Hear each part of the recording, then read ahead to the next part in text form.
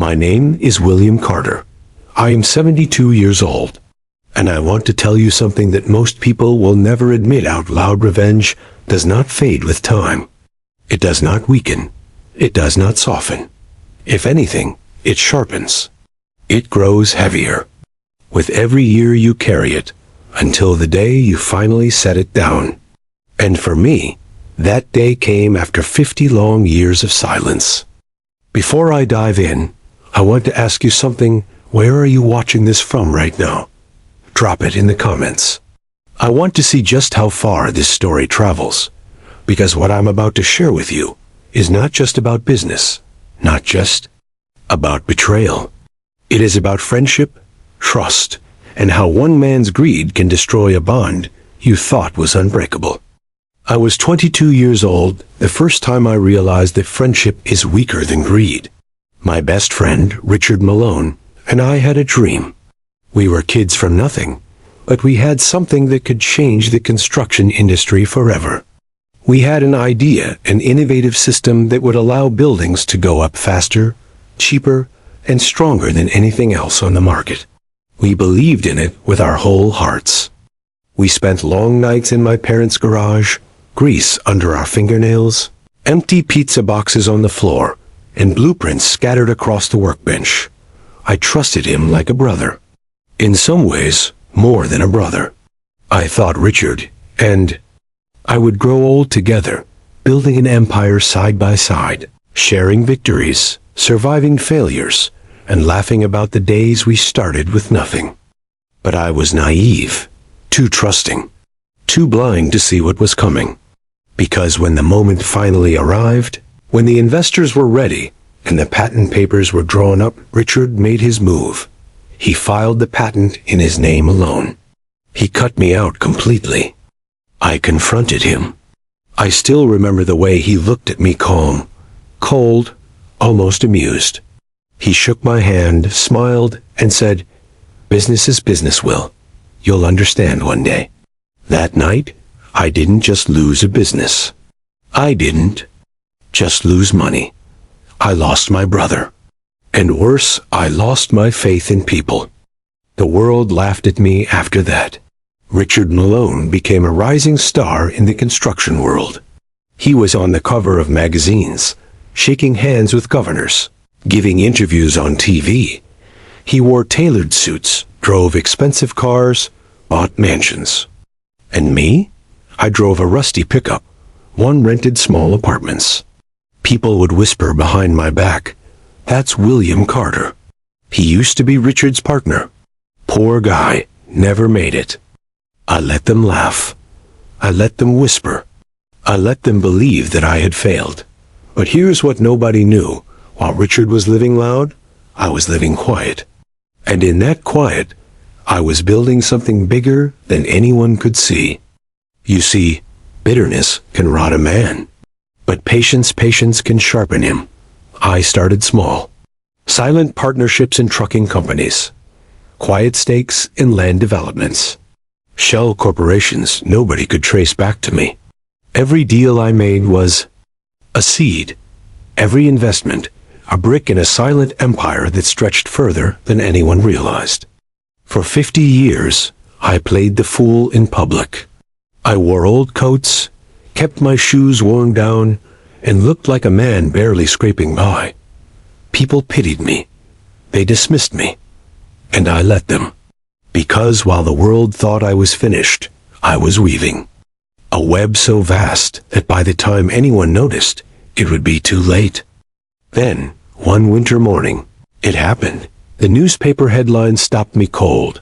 Construction tycoon Richard Malone dead at 71. A heart attack, just like that.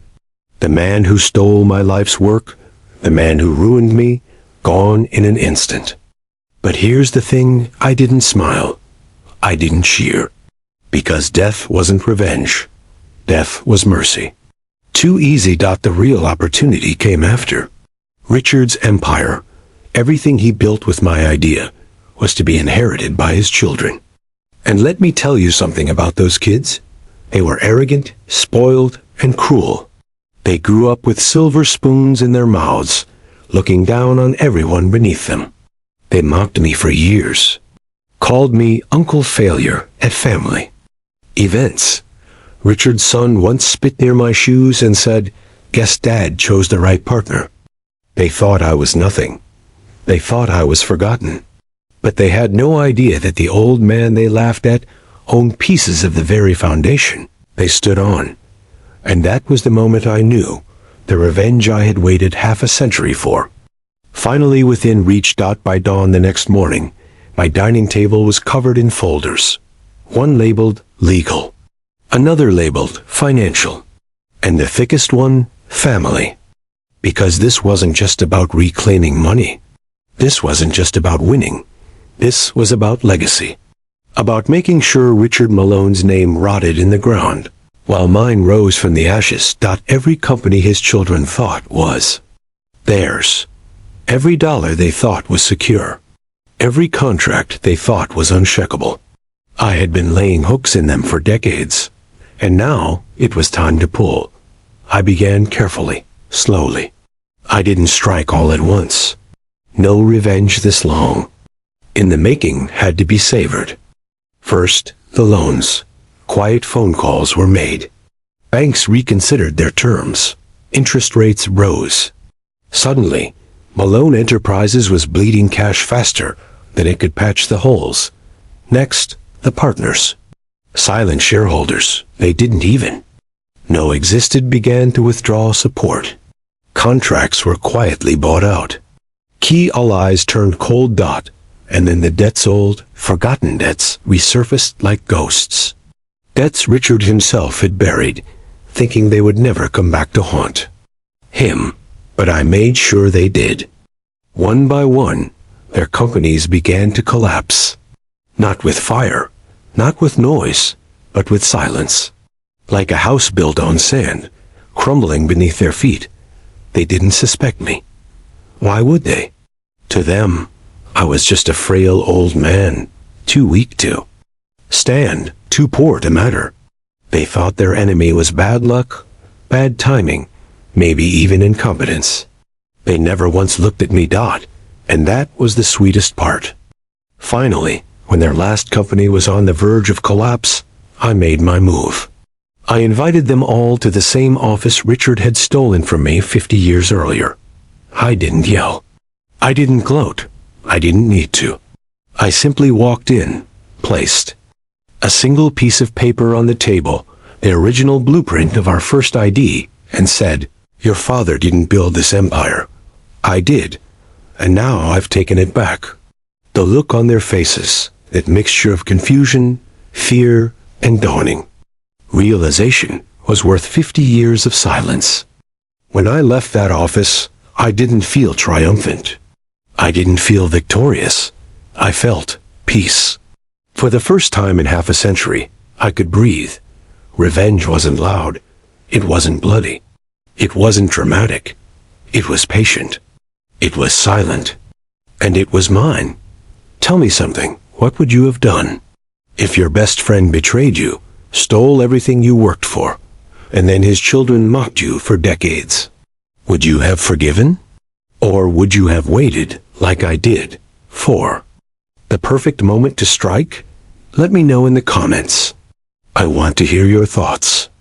And if you've made it this far, write in the comments, "He took it all back." So I'll know you stayed with me until the very end. Don't forget to subscribe for more stories that hit deep. Turn on the bell. You don't want to miss what comes next. This was my story. My name is William Carter. I was the man left with nothing. But in the end, I took everything back.